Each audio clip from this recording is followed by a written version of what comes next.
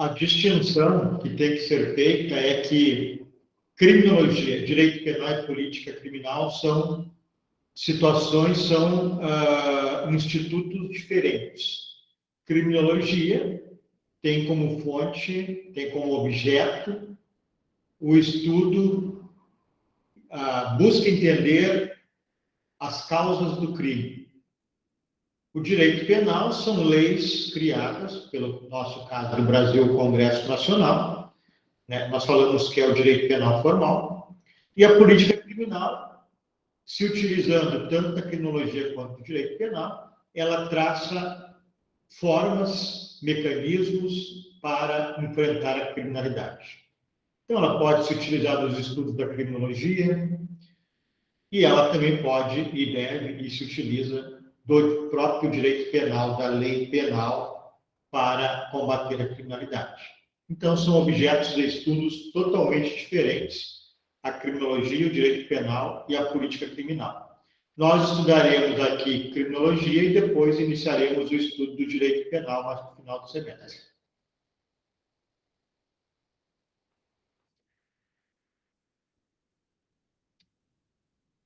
Aqui tudo nós vimos, conceito de criminologia já vimos, política criminal. Bom, então vamos estudar agora os objetos, ou o objeto da criminologia. O primeiro deles é o delito, o crime.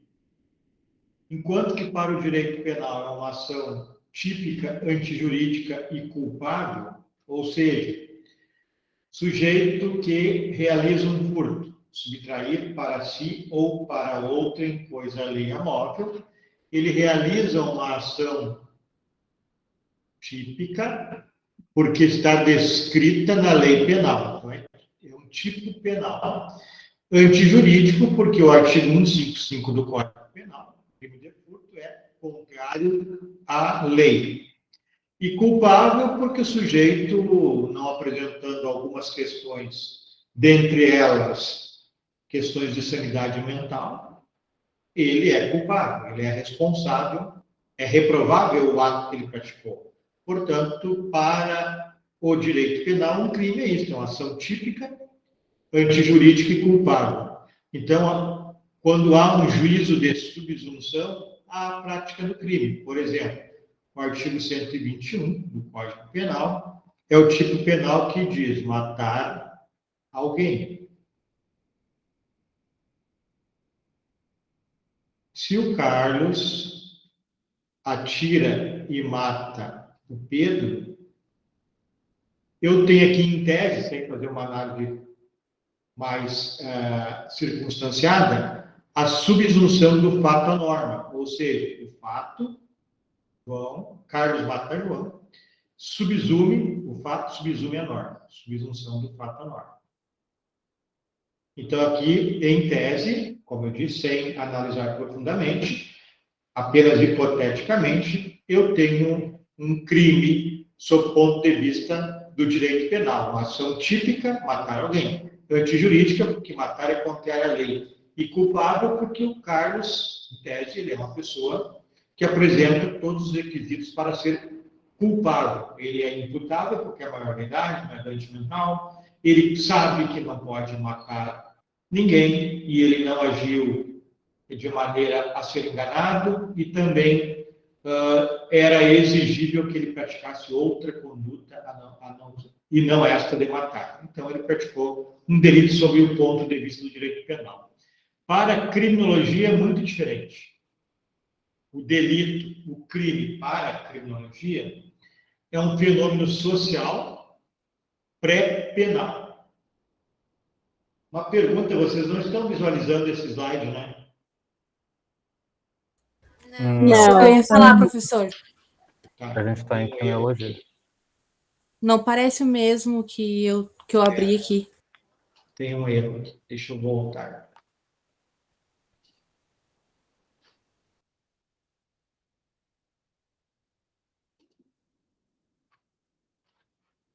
O slide é diferente, prof. Deixa eu ver agora.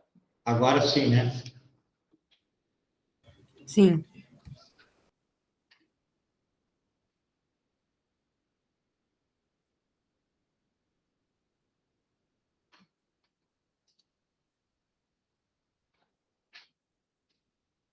Mas ele ainda está estranho.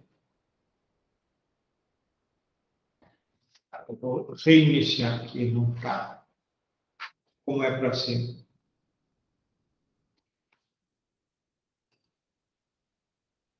Olha só, estou fazendo aqui um tratado, um estudo para como fazer funcionar duas telas, só para ver você que você ainda não abre a câmera.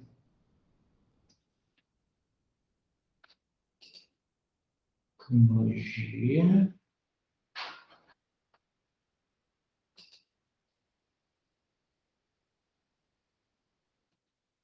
Acho que é isso aqui, vamos dizer. Aí, Gabriele, tudo bem? Tudo bem, senhor? Tá bom. Vamos ver se é esse. É esse agora, acho que deu certo.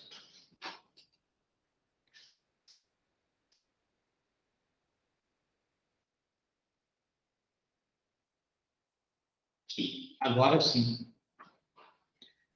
Vocês veem, né, esse slide, está escrito ali embaixo, para evitar o efeito do espelho infinito, não compartilhe sua tela inteira, nem a janela do navegador. O que acontece? Tá, agora sim, né? Então, delito aqui para criminologia. É um fenômeno social.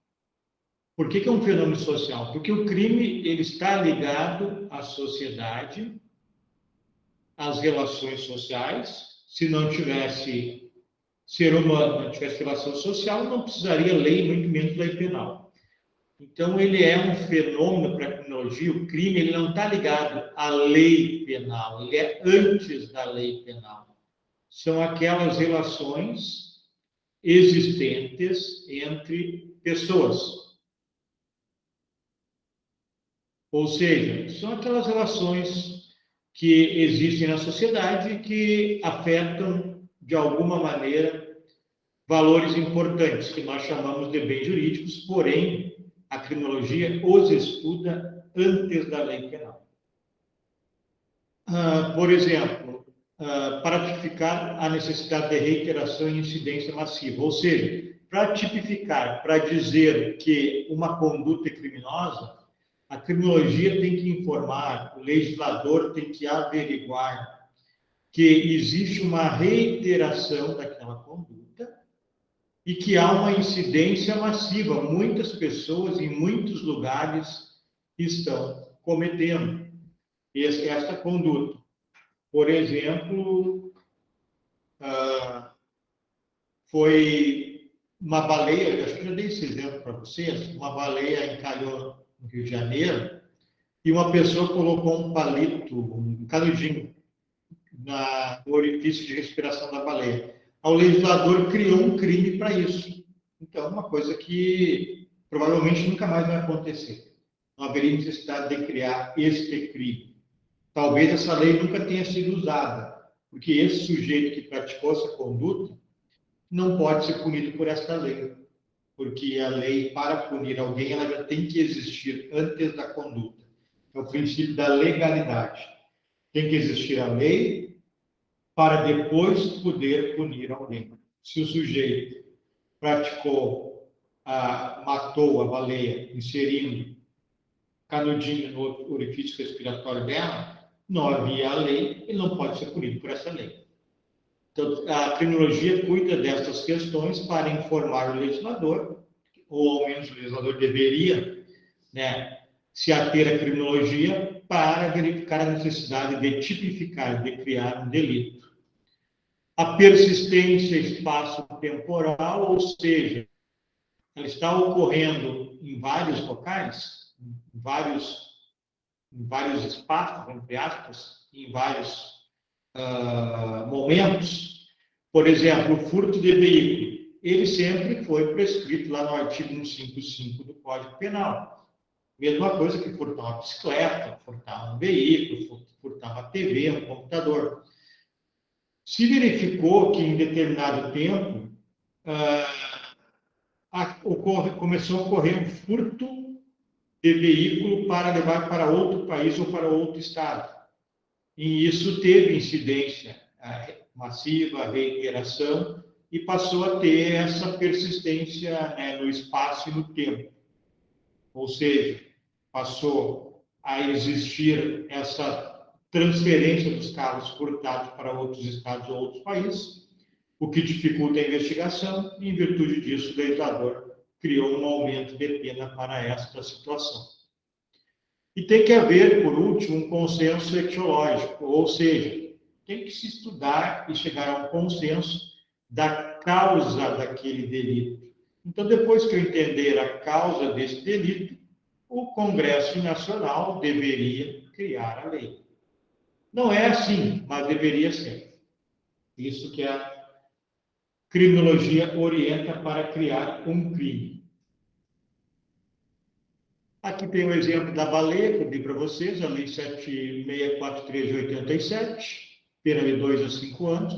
Creio que essa lei, se existe, até nem conferir, nunca foi usada, né? Aqui tem outra que nós já vimos. Bom, o criminoso. Então, do delito, o delito nós voltaremos a estudar em outro momento, mas apenas para saber o conceito da criminologia. O criminoso, existiram escolas que estudaram o criminoso. Cada escola deu um conceito para a figura do criminoso. Nós estudaremos elas provavelmente ainda hoje. Algumas escolas trataram o criminoso como um sujeito que tinha o livre-arbítrio.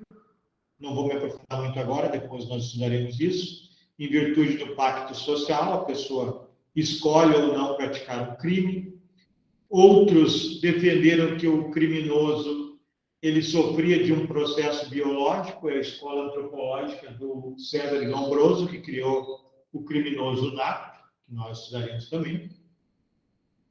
Outros defenderam o determinismo social. Enrico Ferri, por exemplo, criou o que nós chamamos hoje de sociologia jurídica, que é o estudo do criminoso pelo viés social, de onde, por exemplo, do local de entorno ao criminoso. Isso demonstraria e traria a possibilidade de alguém, influenciaria em alguém ser criminoso. E outros estudaram que o crime era apenas um conceito jurídico, e aí não dava bola, essas escolas não levavam em consideração a figura do criminoso. Alegavam, olha, o legislador disse que subtrair é furto, então não interessa o criminoso, não interessa qual a condição do criminoso, se ele tem livre-arbítrio, se ele nasceu criminoso, se o local onde ele mora influi na prática criminal. Para uma escola, nada disso interessava. Existe algo que está escrito na lei que é crime, então não interessa estudar o criminoso. Eu já antecipo para vocês, e obviamente isso é um erro, né, pessoal? Porque o criminoso pode trazer, via estudo criminológico, muitos subsídios para que entendamos a prática delituosa e consigamos entregar meios de conter, né, ou ao menos amenizar o número de crimes existentes.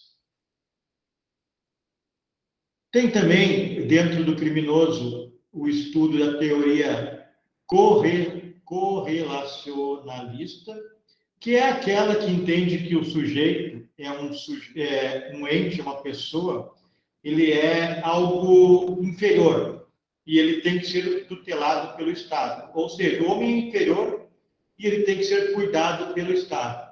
É algo semelhante ao que nós vemos no ECA hoje. O Estatuto da Criança e Adolescente determina que, antes de completar 18 anos, 12 a 18, o sujeito não pratica crime. Ele pratica um ato infracional e ele é tutelado, ele é cuidado pelo Estado. Temos a teoria marxista, que aborda o criminoso. Neste caso aqui, o nome já diz tudo, né? Se estuda o crime muito pelo lado econômico. O lado econômico, como nós veremos nas próximas aulas, influi na criminalidade.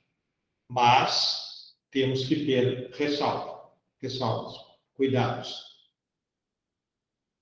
O terceiro objeto da criminologia, Então, nós vimos que a criminologia, como conceito, é uma ciência empírica e interdisciplinar. Empírica, porque ela estuda em loco, no local. Interdisciplinar, porque ela se utiliza de conceitos de várias ciências, que estuda o delito, o criminoso, isso tudo nós já vimos. Agora aqui, a vítima. A vítima é aquela que sofre, né, a ofensa, as consequências, e ela é uma pessoa, né, ou a comunidade, o Estado. Então, o indivíduo que sofre uma ação, como pessoa, ele é vítima. Ou alguns casos, por exemplo, tráfico de entorpecentes, a vítima é o Estado. A vítima, no caso do direito penal, do processo penal, ela fica, pessoal, em um segundo plano. Quem assume o protagonismo na representação da vítima é o Estado. E aí eu vou pedir a participação de vocês agora. O que vocês acham? Por exemplo, num crime de furto, o sujeito subtrai a TV na casa de qualquer um de nós. Há duas opções para o dono da TV, qualquer um de nós que estamos nesta sala de aula. Ou o sujeito, após identificar, ele é punido pelo Estado com uma pena de 1 a 4 anos, e ele vendeu a TV para alguém, né, e não faz questão de buscar essa TV, retomar essa TV para entregar, porque ele vai ser punido mesmo. Essa é a primeira opção. O sujeito é punido e eu não tenho, como vítima, não tenho o que fazer. Não tenho como dizer nada ao Estado. Ou a segunda opção, eu, como vítima, converso com o sujeito, o Estado me apresenta o sujeito, eu converso com ele e faço um acordo com ele, me devolve a TV e fica tudo 0 a 0.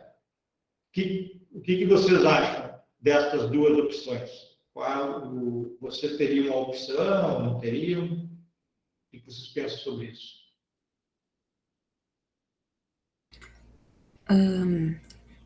Eu acredito, na minha opinião, que a minha reação, eu acho que seria não entrar em acordo, porque, claro que por mais que ele seja preso, fique os 4 anos, depois possa repetir o crime, entre aspas, melhor do que ele ficar solto por um acordo.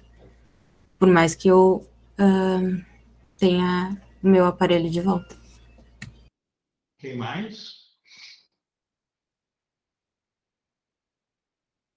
Ninguém tem opinião mais?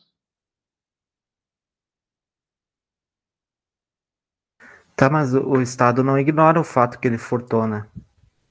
Não. Como o Estado age, a vítima não tem nenhum protagonismo. A vítima não tem direito a nada. Então, por isso que eu fiz a pergunta. O modelo que nós vivemos, nós não temos direito a dizer que eu não quero processar o indivíduo, que eu faço um acordo com o indivíduo. Mas eu pergunto para vocês se vocês entendem que seria um mecanismo interessante ou preferem como em que a vítima não tem direito a falar.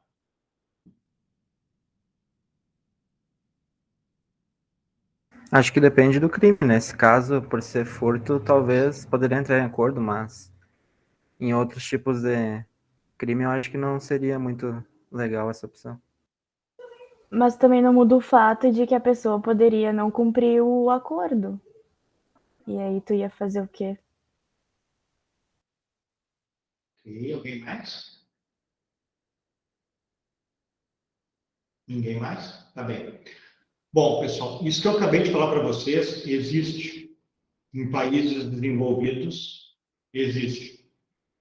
Claro, existe inclusive para todos os crimes, Felipe. Obviamente que eu não estou dizendo que um homicídio vai se fazer um acordo e o sujeito não vai para a cadeia. Mas, inclusive no homicídio, existe possibilidade de redução de pena diante de um acordo com a família.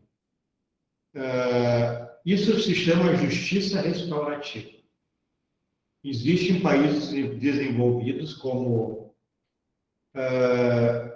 Noruega é um dos países que utiliza. Bélgica, eles, em boa parte dos crimes, eles possibilitam que as vítimas dialoguem com os agressores, agressores, entre aspas, o cometedor do crime, né? Seja qual for o crime, obviamente, crimes menores, né? Furto, por exemplo, e encontrem a solução por si só. Se encontrarem a solução e a vítima se der por satisfeita e o autor aceitar, o Estado não pune.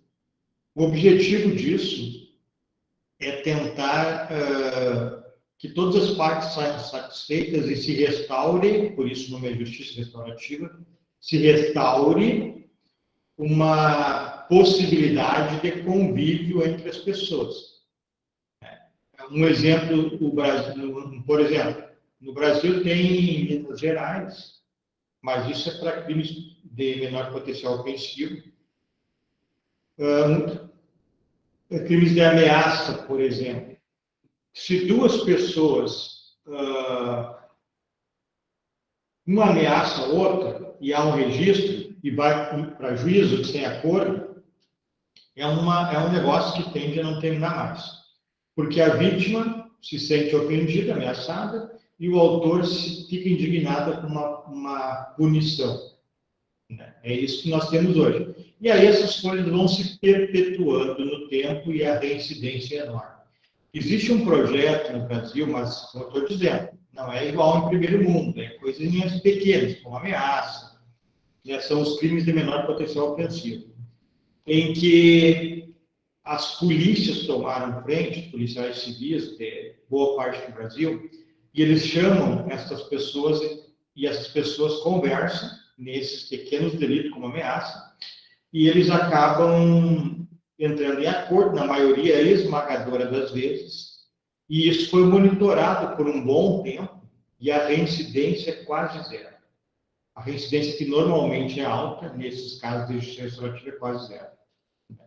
Mas fiz a pergunta para vocês pensarem, né, nisso. Hoje, pelo nosso Código de Processo Penal brasileiro, a vítima, com raríssimas exceções, como eu dei o exemplo da ameaça, ela não tem protagonismo nenhum, ela não tem direito nenhum. O que o Estado determinar via lei processual tem que cumprir. Existem países que avançaram, que trabalham muito com essa questão da justiça restaurativa. Um desses pesquisadores da Suíça esteve na Argentina, e aí eu vou dar para vocês um dado, por isso também eu fiz a pergunta para vocês. Ele passou o dia todo num seminário na Argentina, Luzman, o nome dele, e durante a manhã ele perguntou quem é que já tinha sido objeto de algum crime patrimonial. Não, então as pessoas levantaram a mão lá, enfim. A maioria das pessoas tinha sido vítima de algum crime. Aí, durante a tarde, ao retorno, ele perguntou o que essas pessoas gostariam de ver, de ter como retorno em relação a este crime.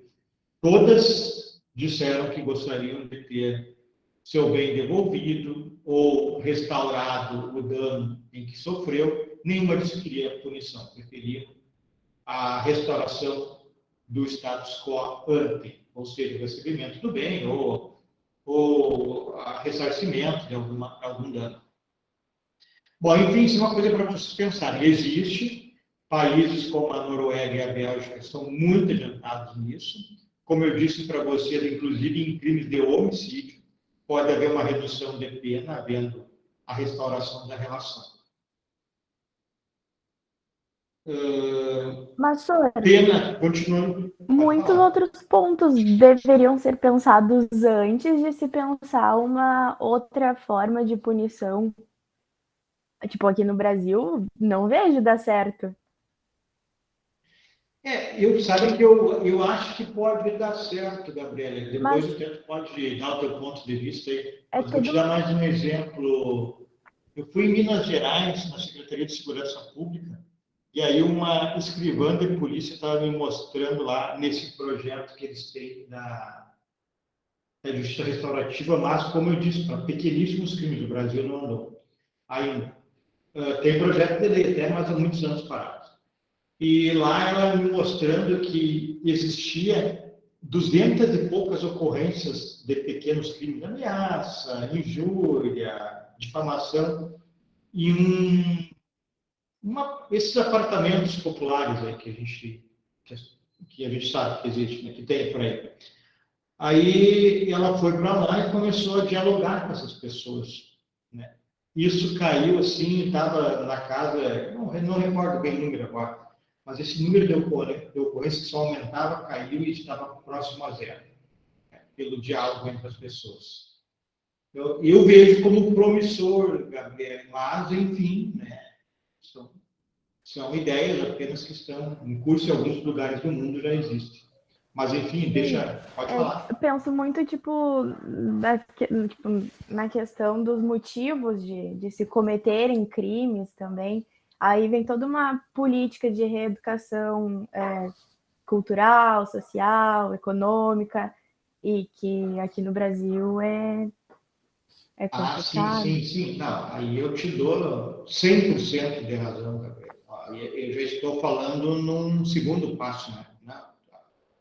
Falou o primeiro passo que tem que ser dado, que é a questão da prevenção aos fatores criminológicos que potencializam o crime, e nós vamos ver, dentre eles, o fator econômico. É inegável que o fator econômico incide, sim, no número de crimes. Então, não é aquele silogismo desprovido de cientificidade de que, então, todo pobre é ladrão, todo rico não é ladrão.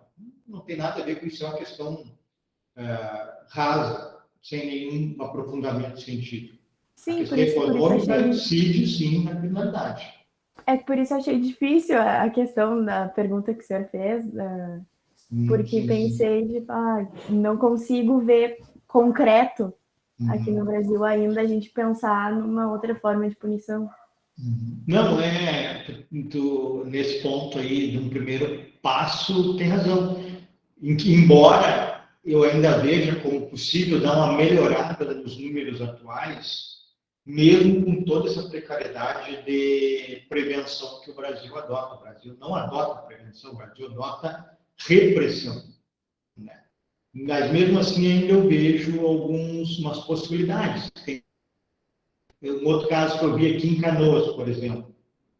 Um sujeito, um advogado, inclusive, ele era casado, tinha 2 filhas, e ele resolveu assumir a sua sexualidade, né, homossexual, conversou com a esposa e foi morar com a pessoa que resolveu se relacionar com outro homem, né? Só que ele pediu um prazo para a mulher dele para contar para as 2 filhas a opção dele. E a mulher dele aceitou tudo na boa. Isso aí até, não sei, talvez essa questão, não sei se tem em vídeo, mas eu vi o vídeo, agora não sei, ele dando um depoimento depois. Aí o que aconteceu? Ele foi morar com essa pessoa, com esse marido dele, enfim, num apartamento, e dado o dia, uma mulher, uma senhora, colocou no Facebook que tinha entendido, chegou à conclusão, que aqueles 2 homens não eram amigos, eram um casal. E isso tomou uma proporção grande, e não recordo se chegou nas filhas dele, ou teve potencial de chegar, não recordo bem. Sei que ele ficou totalmente insatisfeito, com medo, ao menos, de chegar nas filhas antes que ele contasse, e ele registrou uma ocorrência contra ela na delegacia de polícia. E aí chamaram a mulher, chamaram ele também, perguntaram se eles tinham interesse em conversar, os 2 concordaram. E aí a mulher, aí que está a questão, Gabriela, a questão não é simplesmente um acordo para se livrar da pena. O que a mulher acabou explicando? Que ela jamais tinha pensado nessa possibilidade de destruir a vida dele com as filhas dele. Nunca imaginou uma coisa dessa. Para ela foi algo que veio assim, que não ia ter consequência nenhuma. Quando ela compreendeu, ela pediu desculpas para ele, enfim, se retratou, né? compreendendo a gravidade que ela tinha feito. Então, a ideia da justiça restaurativa é essa, é restaurar relações, porque restaurando relações, dificilmente haverá um novo crime envolvendo essas duas partes. É isso que houve lá nesse Capezinho e em muitos outros casos Brasil afora que tem ocorrido nesses pequenos crimes. Mas a tua intervenção está corretíssima, Gabriela. A gente precisa dar um passo anterior a esse. Estou falando pós-crime, a gente precisa dar um passo antes do crime também.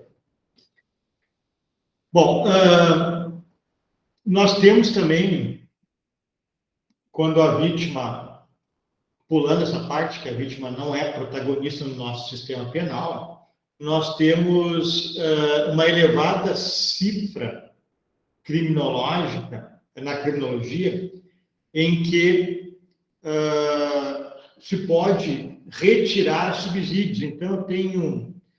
A criminologia leva a um grau superior que o direito penal leva essas vítimas. Por quê? Porque a criminologia estuda o que nós chamamos de vitimologia. Por exemplo, vitimologia, quando a gente fala vitimologia, o que os brasileiros tendem a fazer? Está dizendo que a vítima é o coitado, que a vítima é culpada pelo crime. Não é isso. Mas nós, brasileiros, temos essa tendência, né? Falou em vitimologia, já vem o cara dizer que a vítima é culpada e o criminoso é o coitadinho. Vitimologia não é isso. Vitimologia é o estudo das reações, das relações das vítimas para se utilizar como ferramenta de política criminal. Por exemplo, digamos que numa determinada rua tem uma incidência alta de estupro. Eu posso pegar as vítimas de estupro e verificar quais os horários que elas andam.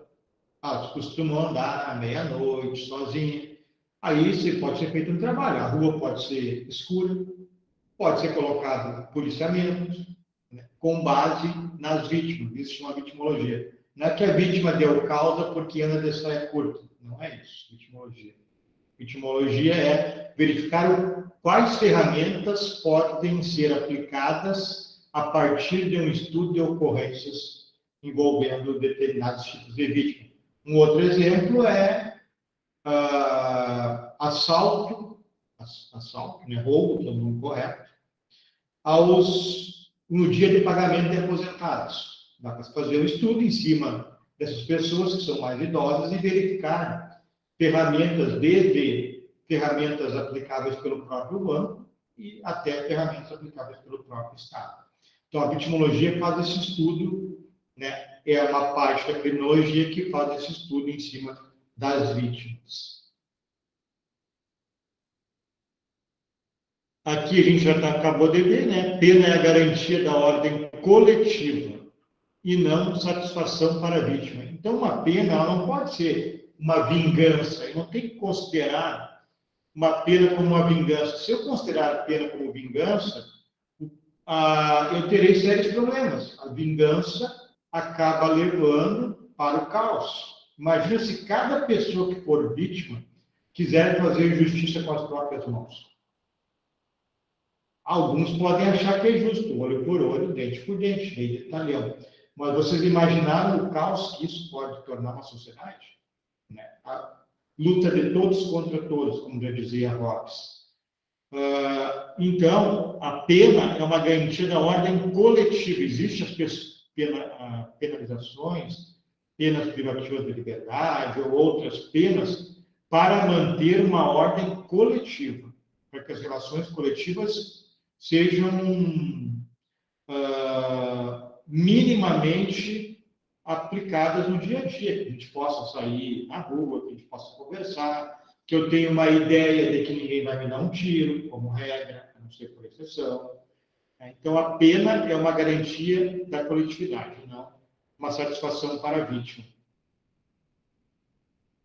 O Código Penal brasileiro atual, ele traz algumas questões que é apenas teoria, tá, pessoal? Não estou levando aqui como algo pronto e profundo, né, dessa questão envolvendo satisfação para a vítima.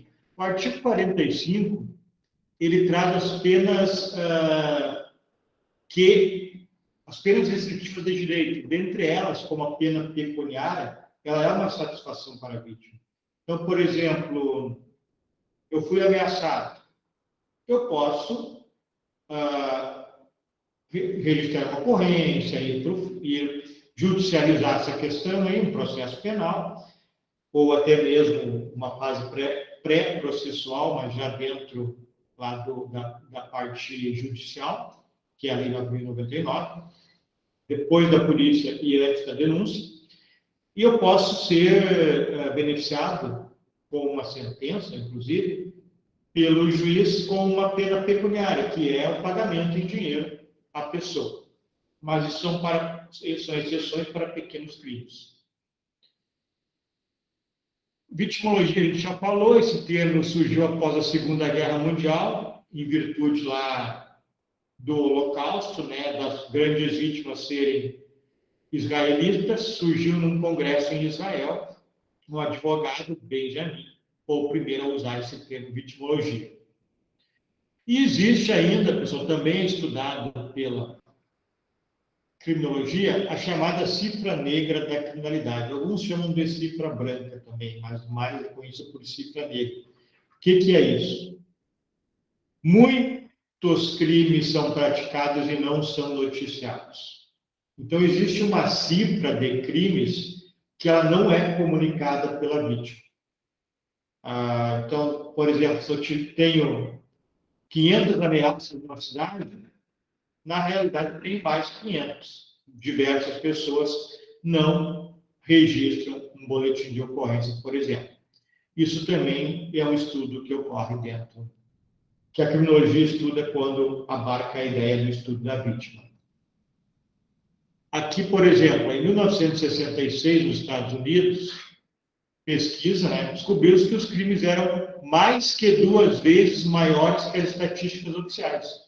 Em delitos de danos em veículo, há 99% de diferença para os devidamente comunicados. Então, quase 100% se comunicava um dano a veículo, outro não era comunicado. 10 comunicados, 10 não eram comunicados. Isso é uma tendência que existe, que também é estudado, então, pela criminologia. Fazendo um comentário, antes de passar ali para a classificação das vítimas, outra questão que existe muito na questão criminal é a sensação que a pessoa sente a respeito da possibilidade de ser vítima de um crime. A sensação da criminalidade alta. Isso já é comprovado, e quem pesquisa na França, no próprio Brasil, é comprovado que aquele sentimento de medo que todos nós temos, ele é muito superior, ele é bem superior à criminalidade real, a existente. Então, nós estamos num patamar com medo e a criminalidade real é abaixo. Isso já é comprovado também. Por que isso, pessoal? Por que a nossa sensação de medo é maior que a criminalidade real? Um dos motivos é a mídia, né? E eu não estou falando mal da mídia, apenas informando quais são os motivos. A mídia bate o dia todo em cima de crimes. Tem programas de TV que é só para mostrar crimes. Então, as pessoas ficam imaginando que só existe crime, quando na realidade não é isso. Bom, classificação das vítimas. E essa classificação é importante vocês guardar, que ela é objeto seguidamente de perguntas. Temos a vítima primária, a vítima secundária e a vítima terciária. A primária, então, é aquele sujeito que é atingido pelo crime. O vítima de furto, a vítima de roubo, a vítima de estelionato, é o que nós conhecemos normalmente. Temos a vítima secundária. É aquela vítima que é derivada das relações entre as vítimas primárias e o Estado, em face do seu aparato. Então, como abordagens policiais, como o excesso de burocracia para eu demonstrar que sou vítima, falta de sensibilidade dos trabalhadores, operadores do direito. Então, ela acaba ainda vitimizando, além de ser uma vítima de um furto, é uma vítima do próprio Estado, em virtude das abordagens de como a polícia lida com a vítima, da falta de sensibilidade de todos os órgãos que trabalham com direito, da polícia, que é o judiciário, o Ministério Público, e do excesso de burocracia. Tudo isso, então, aumenta a sensação que a vítima já existia, já tinha, né? E isso é chamado de vítima secundária. E a vítima terciária é aquela que ainda sofre um excesso de sofrimento, pessoal.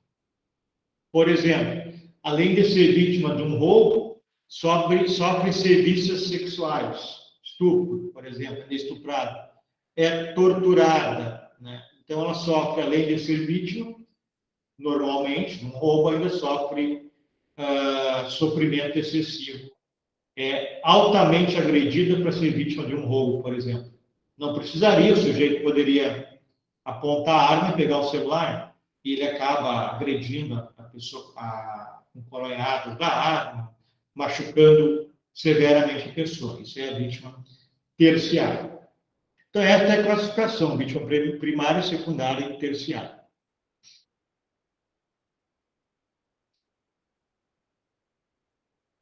Aqui tem algumas passagens doutrinárias que eu trouxe para vocês.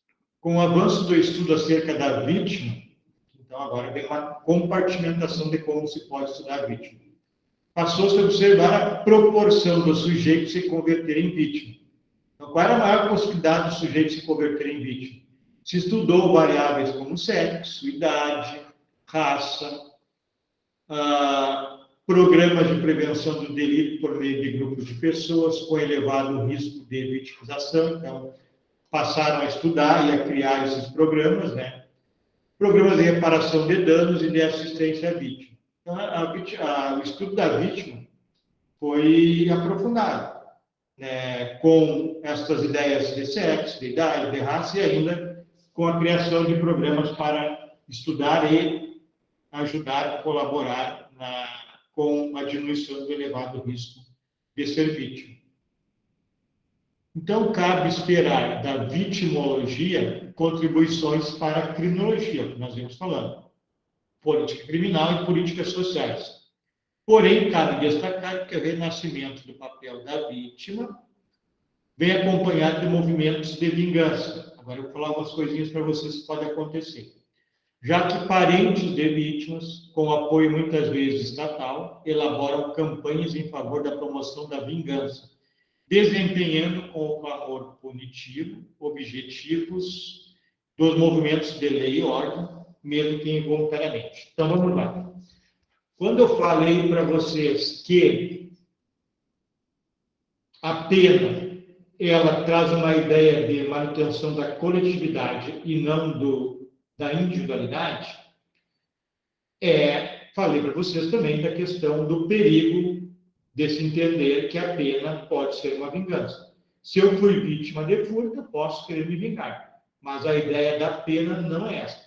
Isso tem profundas implicações complicadíssimas, como nós veremos agora. Então, a pena é para manter a coletividade. Então, eu vou fazer umas perguntas para vocês colaborem comigo.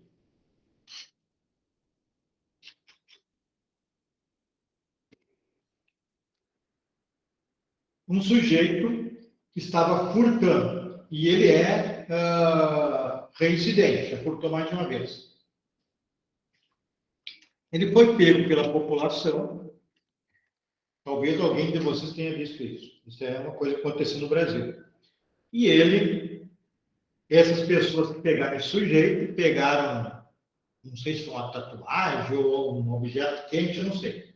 Escreveram na testa dele, eu sou o ladrão. Isso ficou marcado.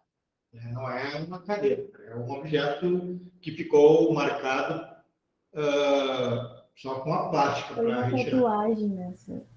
Tatuagem? É. Tá. Bom, o que vocês pensam sobre isso? Acho que isso é correto?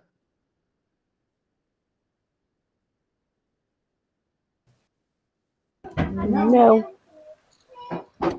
Não. Não. Tamara? Não é correto. Não, isso não é correto. Não Não. acho correto também. Tá, ok. Porque isso pode ser até que alguém ache bonitinho. Teve um monte de gente que achou bonitinho, pegaram lá o cara para ele aprender a fazer mais. E, inclusive, ou mais além, esses sujeitos que fizeram isso foram condenados por tortura. E o outro por furto, que a pena de tortura é mais grave.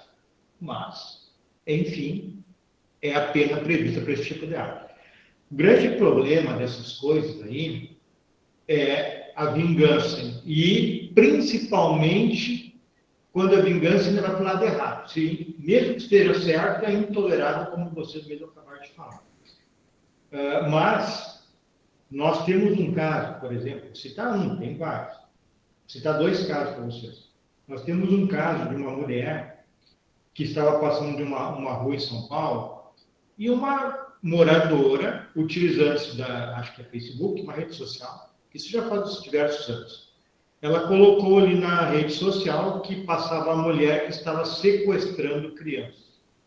Sabe qual o resultado dessa história? Essa mulher não era a tal de sequestradora de crianças e ela foi morta a pancadas pela comunidade daquela rua. Então, nós temos esse problema. Mesmo que ela fosse sequestradora, devia ser presa e entregue para as autoridades, não morta, mas enfim.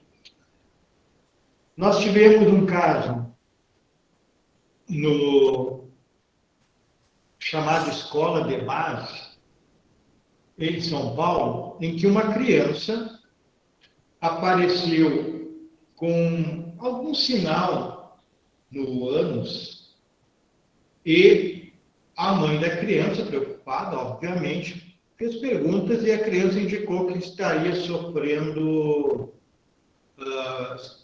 atos de pedofilia, atos sexuais por parte do dono da escola. Qual foi? Bom, isso aí foi, óbvio, rapidamente foi levado a registrada ocorrência, levado à imprensa, a primeira coisa que foi feita durante o registro já foi levado à imprensa. O dono da escola foi preso, a mulher foi presa, a mulher dele, que era o dono da escola. A escola foi apedrejada, obviamente foi fechada. Quem é o pai que vai botar um aluno numa escola dessa? Né? Um jornalista norte-americano, que não tinha nada a ver com a história, foi preso também. Tudo isso se deu com base nesse depoimento dessa criança. Aí, passado algum tempo, começou... depois que estavam falidos, dono da escola, fechou a escola, preso, etc., o homem e a mulher se separaram, não sei se foi por isso, mas ligam a isso, pelo menos, e se chegou à conclusão, por perícias e novos depoimentos dessas crianças, que não existiu nada disso. Que aquela, não lembro o termo correto que usaram, que apareceu na nádega ali da criança, é uma doença normal que existe em criança, né? E essa questão aí terminou, então, com o empobrecimento de um casal, enfim, com uma modificação total da vítima e até a prisão de um fotógrafo que não tinha nada a ver com a história. Então, isso são questões que têm a ver com a vingança, né? Que a gente tem que ter todo esse cuidado, que a criminologia também estuda esse perfil a partir da vítima. E as vítimas nunca deixam de ser taxadas daquilo que elas foram ditas na mídia, né? Esse é o maior problema também. Como assim? Não entendi, Gabriela. Por mais que foi verificado que o laudo não batia com a criança sofrendo os abusos e tudo, o dono da escola e a mulher, eles nunca deixaram de serem vistos como os pedófilos. Os autores, né, do fato. Isso. Não, exato. Isso é uma outra situação que nós estudaremos mais adiante também, que é uma escola norte-americana que estuda isso, escola do Labelinha Proache, ou do etiquetamento. As pessoas da vida todas vão ser taxadas de pedófilos, enfim, terão dificuldades.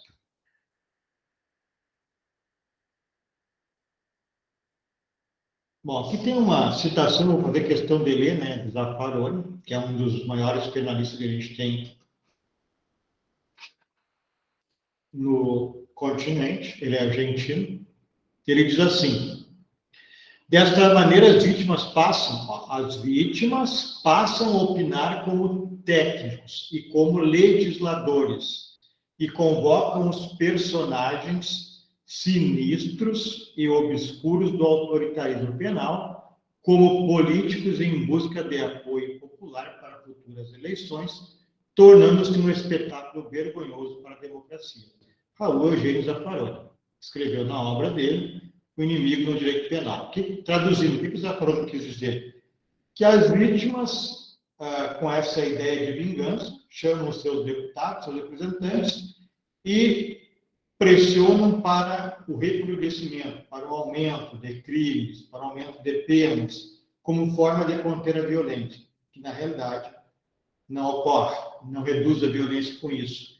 Mas é isso que ocorre. Essas vítimas passam por técnicos que entendem do que pode diminuir a criminalidade, mas na realidade estão se utilizando da sua experiência como vítima, e não de uma experiência científica, estudada, para se verificar se é interessante aumentar uma pena, se é interessante cometer um crime. Essa é a ideia das pessoas, né? Agora nós estamos vivendo um momento no Brasil em que todo mundo sabe o que é liberdade de expressão. Todo mundo, todo brasileiro sabe. Quando falam que o Brasil tem 220 milhões de técnicos da seleção brasileira, agora a gente pode falar que o Brasil tem 220 milhões de pessoas que entendem o que é liberdade de expressão e até que ponto é liberdade de expressão, ou o ponto que passa a liberdade de expressão. Eu, que estudo direito há 30 anos, tenho sérias dificuldades em saber qual é o ponto do que é liberdade de expressão e do que já passou da liberdade de expressão. Mas os brasileiros sabem, né? Mesmo sem ter nunca lido um livro de direito. É isso que ocorre com a vítima também.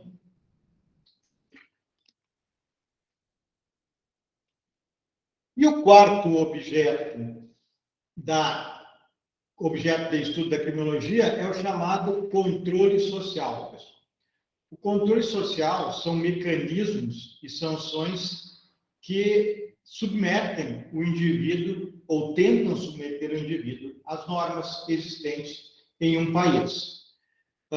Nós temos dois controles.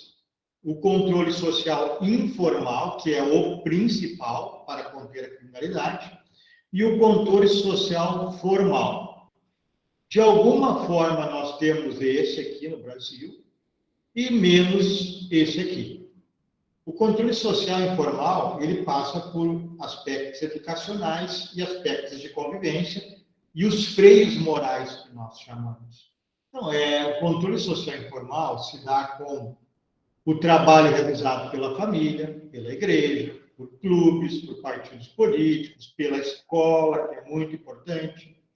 Eles, então, atuam, esses entes aqui, atuam na tentativa de socializar o indivíduo. E aí, quando o indivíduo não é socializado, quando há uma falha no controle social informal, entra o controle social formal. São os aparatos do Estado, como a polícia, o Ministério Público, o Poder Judiciário, a questão da superintendência dos serviços penitenciários. São meios, então, de coagir. Falhou o controle social informal, entra o controle social formal, que é o uso da força. Esse controle ele é considerado pelos penalistas como seletivo e discricionário, porque quem está na ponta, que ataca a ponta do crime, normalmente é a polícia. Então, não é o juiz, não é o promotor. Quem seleciona quem vai ser processado é a polícia. Né? No Morro, no Rio de Janeiro, ou aqui em Cachoeiro do Sul, na Vila, a polícia que vai dizer quem vai ser processado e quem não vai ser processado, porque é ela que atua, é ela que escolhe. Vão ser todos que cometeram crimes processados? Não sei. Vão escolher alguns? Não sei. Enfim, mas é um trabalho que existe e é comprovado que é seletivo, porque, principalmente nos grandes centros urbanos, há uma seletividade grande. Alguns não vão responder processo, outros vão. O controle social formal também é estigmatizante. O que quer dizer isso? E aí entra essa questão que a Gabriele falou. uma vez ingressado no sistema penal, terá sérias dificuldades a partir daí, porque o indivíduo sempre será o preso, mesmo ter cumprido a sua pena, terá dificuldade de conseguir emprego, por exemplo, terá dificuldade de ter confiança de alguém. A mãe sempre vai ser a mãe do preso, o pai do preso, o irmão do preso, também terão dificuldades, a não ser em círculos muito restritos de amizade, também terão dificuldades em levar a sua vida. Então, por isso que a ideia principal, e aí também a Gabriela falou muito bem, é prevenir. Essa ideia. Depois que entrou no sistema penal, a dificuldade é maior. Mas nós estudaremos isso mais adiante também. Então, no Brasil e no continente, na América Latina, atualmente esse tipo de controle formal é o mais empregado. A gente aplica, tem a ideia de que prender reduz crime. Então, ninguém leva em consideração que, por exemplo, no Brasil, há mais ou menos, eu tenho a tabela ali, mas eu vou colocar aqui, mais ou menos 20 anos, tínhamos 250 mil presos. Hoje, então, há 20 anos, nós temos mais de 850 mil, aproximadamente 850 mil. O último movimento que eu vi ano passado já era 826 mil, já tinha passado. Então, nós temos em torno de 850 mil. Há 20 anos era 250 mil. A nossa política criminal, nesses 20 anos, foi criar leis penais mais severas e aumentar as penas das leis existentes. E não resolveu, porque essa é a nossa única política criminal, basicamente. Atualmente, nós temos alguns sopros aí de ideias diferentes. Pelotas tem o projeto Pelotas, Pacto pela Paz Pelotas, que tem dado resultado bom na diminuição do crime. No Recife tem o chamado Compaz, que é uma pessoa, agora ele é secretário, não sei do que é secretário, mas ele lida com isso. Compaz também tem essa ideia de prevenção, de dar oportunidade às pessoas que não têm. Esse sujeito, Murilo Cavalcante, quem quiser entender melhor isso, pode seguir ele nas redes sociais. Ele foi à Colômbia mais de 30 vezes. A Colômbia é um ícone na mudança da ideia de repressão para prevenção, para controlar o crime. Com base nas ideias da Colômbia, ele estruturou no Brasil um projeto, tem dado muito bons resultados na área do Recife. Bom, deixa eu abrir aqui um site para vocês, que eu quero mostrar um negócio aqui.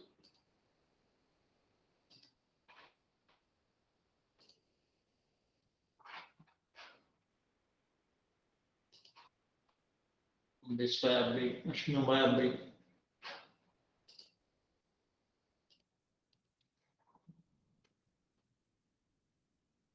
Abriu. Torto, parou de compartilhar a tela. Tá, eu vou tentar compartilhar. É que, como eu troquei aqui a lâmina, caiu.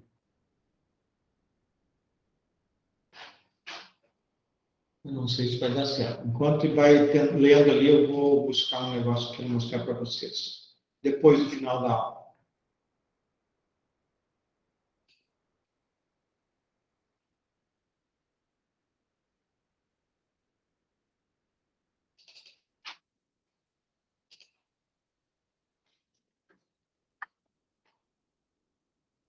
Abriu aqui, vamos ver se vai dar certo.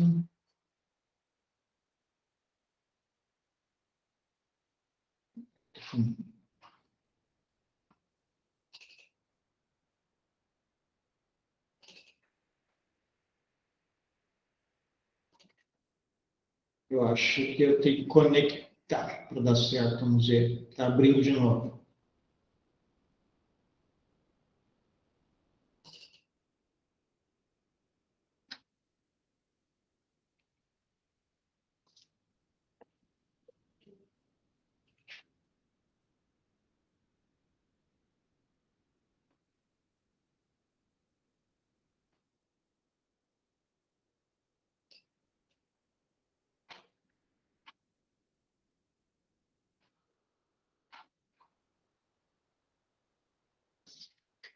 Tá, acho que agora vai dar. Tá andando agora. Aqui, ó. Agora eu quero. Aqui eu vou compartilhar de novo a tela. Mas tem no site de vocês aí. Mas eu vou compartilhar igual. É uma passagem do livro do Sérgio Salomão Checcara, que é um fato que ocorreu em São Paulo, que ilustra isso que a gente está vendo aqui, na questão dos controles formais e informais. Então, diz aqui, ó, vocês estão vendo aí, né, a PM Paulista, estão vendo, né? Sim. A PM Paulista iniciou o policiamento comunitário em 1997.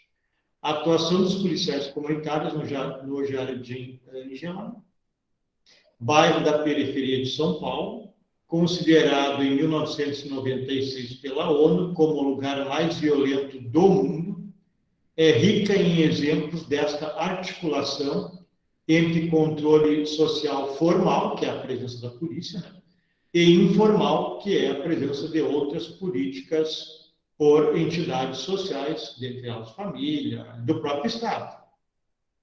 Afinal, o pedido de implantação da base comunitária foi feito por representantes dos moradores depois de um fórum promovido por um padre local. Olha a igreja funcionando como controle social informal. O comandante da base morou no bairro e o patrulhou por mais de 20 anos. A paróquia e outras entidades passaram a oferecer programas para atender jovens em situação de risco, adultos e jovens dependentes de álcool e drogas, mulheres vítimas de violência praticadas por maridos, deficientes físicos e mentais e pessoas com problemas psicológicos. A sede da base comunitária passou a ser procurada por pessoas em busca de informações, remédios, carona, confecção de documentos, soluções para crises domésticas ou acidentes de trânsito. Um telefone público instalado dentro da base fica à disposição dos moradores. Ao lado da base comunitária foi instalado um palco do projeto Polo Cultural.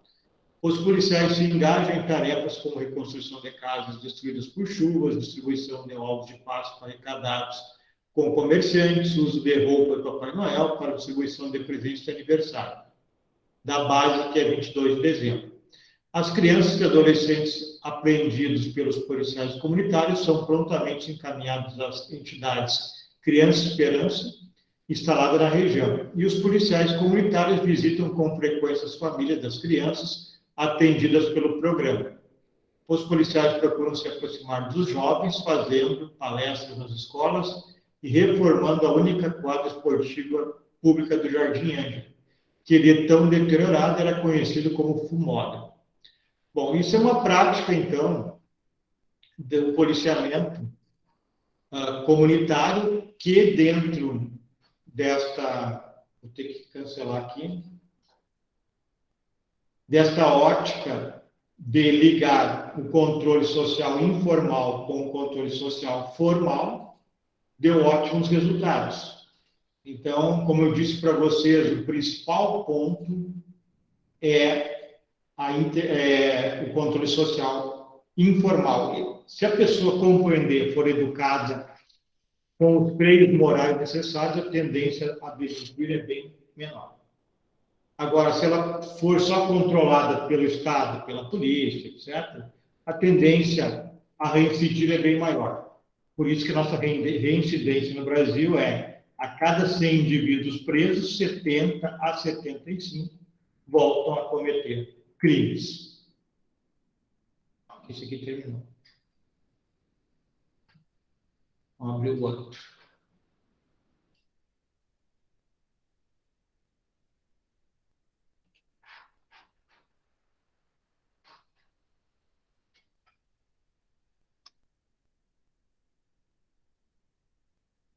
Vou tocar mais um pouquinho, depois eu quero mostrar um negócio para vocês, para a gente fazer um pequeno debate antes de encerrar a aula.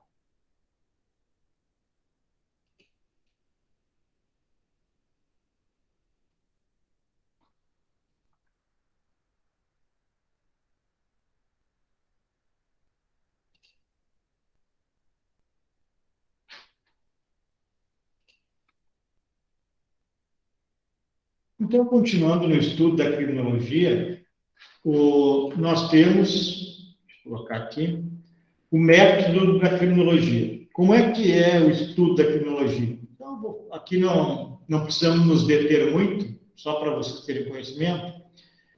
Essa investigação criminológica, ela obedece a processos padronizados e sistematizados, por isso ela é uma ciência.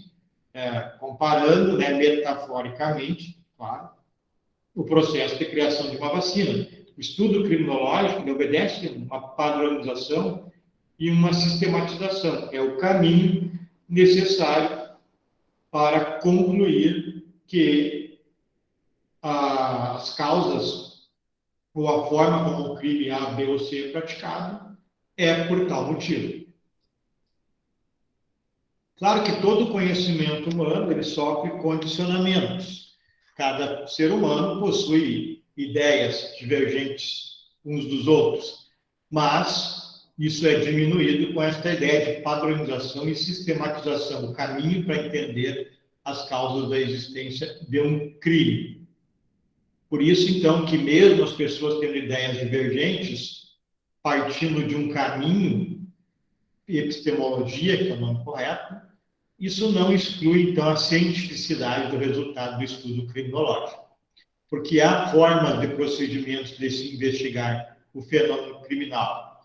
Nós vimos que a criminologia trabalha com a interdisciplinariedade, então ela busca, se socorre de diversas ciências, os estudos da psicologia, da antropologia, psiquiatria, do direito, da sociologia, para evitar o que se chama de silogismo. Por exemplo, silogismo seria, bom, lá no bairro tal, todas as pessoas que foram presas por furto são pobres. Logo, todos os pobres praticam furto. Isso é silogismo, isso é errado. A criminologia não estuda assim. A criminologia tem um estudo sistematizado e padronizado. Não é silogismo. Por isso que nós defendemos a ciência da criminologia. A abordagem é empírica, ou seja, ela vai em loco descobrir por que está ocorrendo o crime, por que diminuir o crime, por exemplo.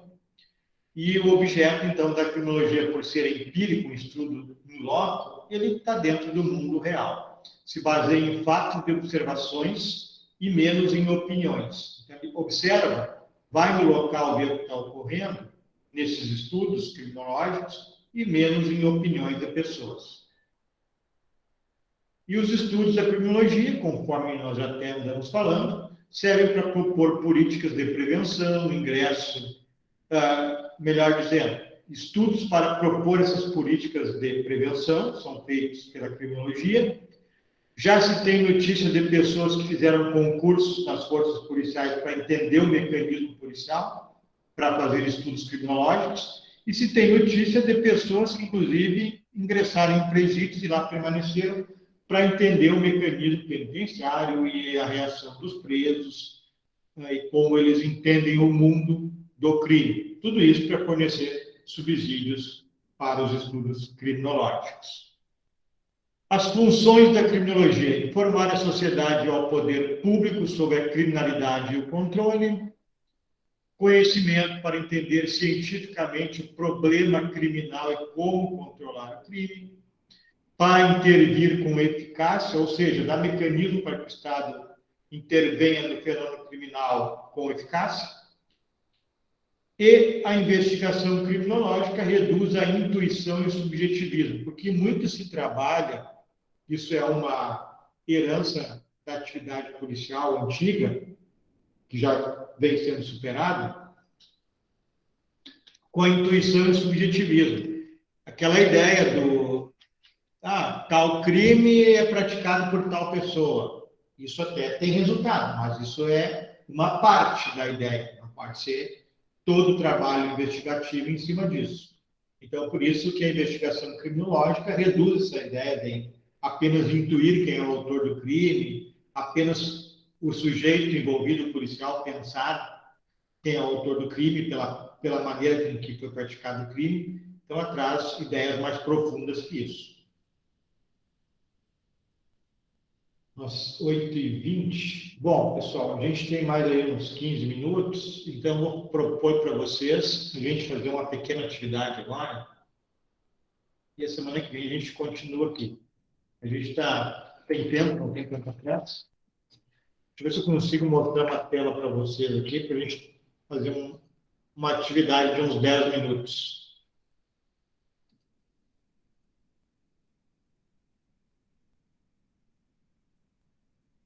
A ideia, pessoal, da UBRA, como vocês sabem, é o emprego de metodologias ativas, o emprego de uma metodologia que vocês sejam protagonistas do ensino de vocês. Ou seja, quem pesquisa, como eu já falei, quem é protagonista do seu aprendizado, aprende mais. Quem fica só ouvindo o professor, aprende menos. É assim que funciona. Eu vou mostrar uma figura aqui para vocês. Eu quero que vocês analisem e me digam. Eu vou mandar vocês para grupos de 3, nós somos aqui 17. Espero que ninguém fuja. E aí vocês, por 5 minutos, deem uma olhada nessa figura e discutam.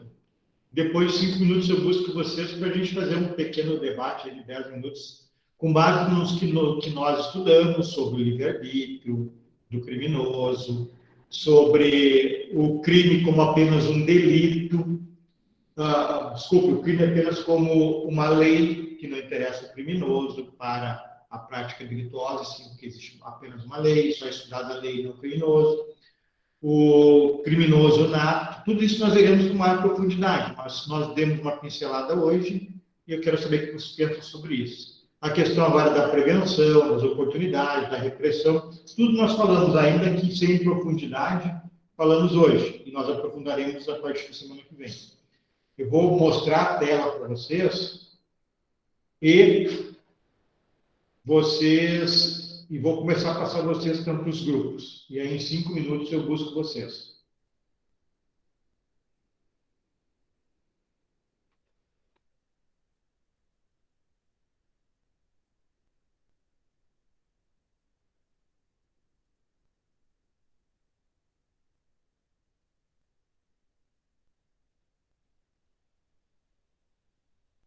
Não compartilhou ainda, né? Estranho. Mas vou chegar lá. Agora vai compartilhar.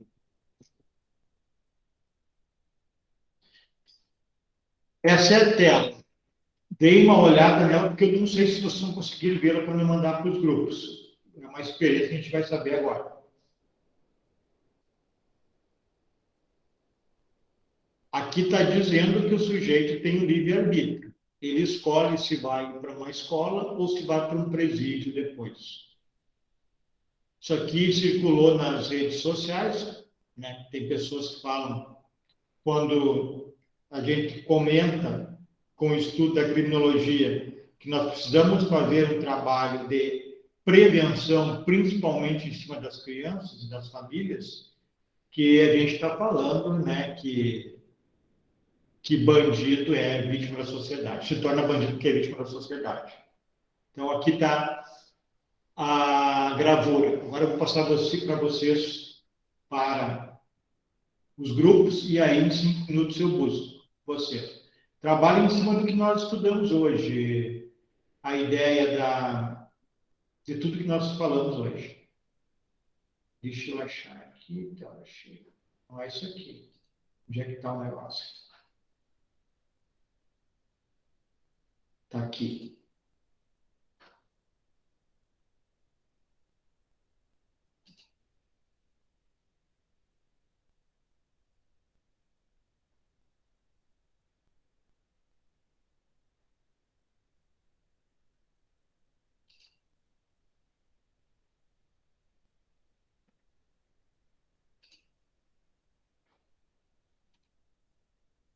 Ok, vocês estão sendo direcionados agora. Em 5 minutos eu busco vocês.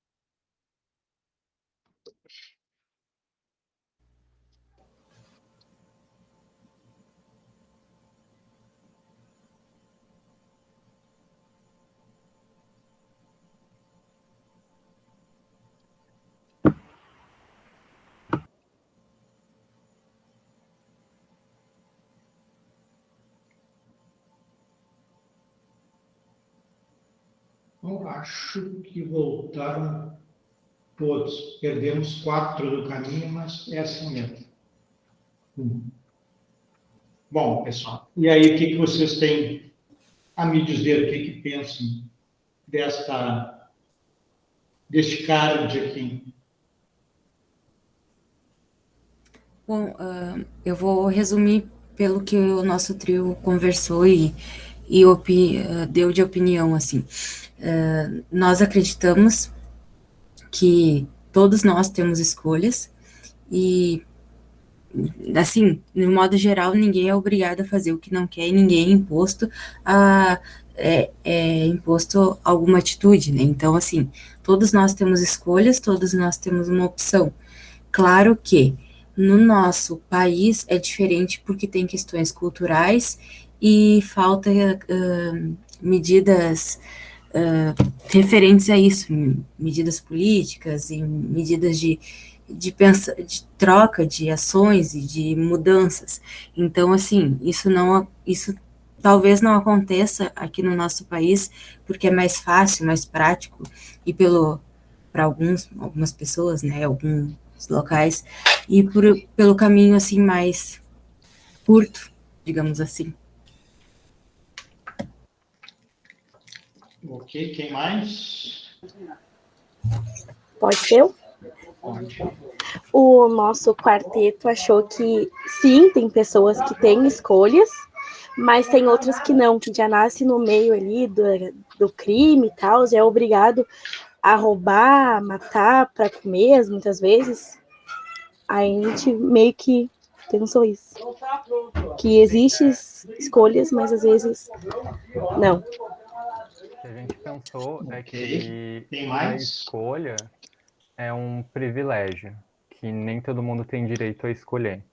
Que, por exemplo, se eu não tenho condições financeiras, socioeconômicas, por exemplo, eu sou periférico e eu preciso me sustentar, eu preciso sustentar minha família, eu não tenho direito à educação, eu não tenho direito a trabalho, eu não estou conseguindo, e o crime vai lá e me oferece isso, não é um caminho mais curto, mas é uma possibilidade de eu conseguir sobreviver. Eu não tive escolha, entre aspas. Escolha é um privilégio de uma classe determinada. Bravo, João Pedro. Mais ou menos isso que a gente conversou no nosso trio, que existem muitas variáveis e o meio é muito determinante, sim. Muitas vezes não há escolha, dependendo da organização social do meio em que você está inserido. Né? E aí a gente vai analisar a escola pública de grandes cidades, favelas, a desigualdade social no nosso país é muito grande, então nem sempre a gente pode ter uma realidade homogênea, né? Então, muitas vezes não há escolha mesmo. É muito mais fácil ser influenciado negativamente por um meio complicado do que trazer de dentro de si um recurso interno e ser do bem no meio de uma sociedade deteriorada e corrupta e criminosa, como, por exemplo, as pessoas que moram nessas situações, né, de vulnerabilidade social e de extrema pobreza, ou nas favelas, em meio ao crime. Ok. Vocês pegaram bem a ideia, porque a ideia aqui não é simplesmente uma ideia literal da palavra escolha. Todos nós temos escolha, se for pensar na literalidade. Mas a ideia é a profundidade que essa palavra pode ter, eles pegaram bem, né? Aqueles fatores que condicionam a pessoa a ter a escolha A ou B. Tem crianças, certamente tem em Cachoeira, que elas precisam ajudar a conseguir alguma receita para a família comer, por exemplo. Seja na sinaleira, seja na frente do mercado, e essas crianças não têm escolha de ir para a escola, ou ainda se forem até mesmo para se alimentar, elas não têm escolha de ficar em casa um tempo estudando e um tempo de lazer. É esse tipo de escolha que eu falo, né? Que vocês compreenderam bem, não é literalmente a palavra escolha que todos nós temos, quem não é doente mental tem discernimento, mas é os fatores que influenciam pesadamente nas suas escolhas. Por exemplo, eu estava conversando com a promotora de justiça esses dias, e nós estávamos conversando. Alguns anos eram levados adolescentes infratores pela polícia ao Ministério Público, porque praticavam atos infracionais. Hoje, os filhos destes ex-adolescentes, agora adultos, são levados, então, porque eles vivem nesse contexto, né, nesse meio social de criminalidade. E assim eles aprendem. E assim as suas escolhas são fundadas nesses ideais aí da criminalidade. Então, achei bem interessante a compreensão de vocês. Quero mostrar só mais um slide aqui. Eu acho que isso aqui também demonstra isso, né, do Mandela. A educação é a arma mais poderosa que você pode usar para mudar o mundo. E ele tem uma outra frase que ele fala do racismo, né, que as pessoas não nascem racistas, as pessoas não nascem criminosas aqui no nosso estudo, mas elas aprendem. Se elas aprendem a ser racistas ou aprendem a ser criminosas, a gente pode ensiná-las a não ser. Isso passa muito, então, pelos freios morais que uma comunidade, uma família, pode entregar às suas crianças. Acho que eu já falei para vocês da pesquisa do Marcos Rolim, de estudo de doutorado na fase em Porto Alegre, né, sobre os internos e as suas famílias, e aqueles que não foram internados também as suas famílias. Tem uma influência muito grande em escolher ser um adolescente infrator, tudo que ocorre dentro da família. Da mesma maneira, com uma influência muito grande não ser um adolescente infrator, escolher não ser um adolescente infrator, com o que ocorre dentro da sua família. Certo, pessoal? Alguma pergunta?